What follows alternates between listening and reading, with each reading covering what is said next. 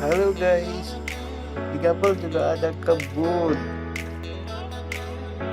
Ya, mari kita lihat ada apa aja di kebun ini. Tapi sebelumnya jangan lupa like, subscribe, and share.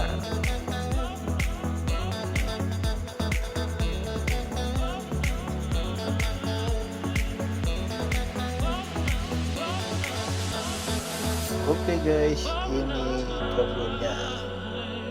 Jadi di sini ada tanaman apa aja? Ini dia. Yang pertama adalah tomato atau tomat. Ini pohon tomat dan ini melon. Ya, itu sudah ada tumbuh satu melon.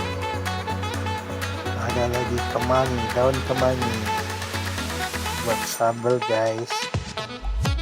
Pepes juga bisa guys. Pepaya,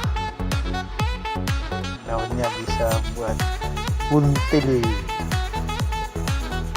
Daun kemangi lagi.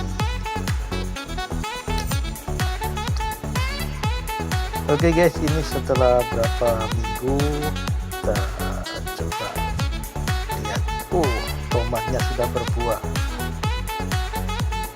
Yang kemarin itu melon sudah berbuah, apakah sekarang sudah besar? Wah, ini dia sudah besar guys.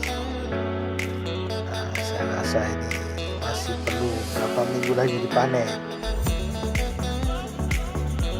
Daun kemanginya rimbun untuk lalapan.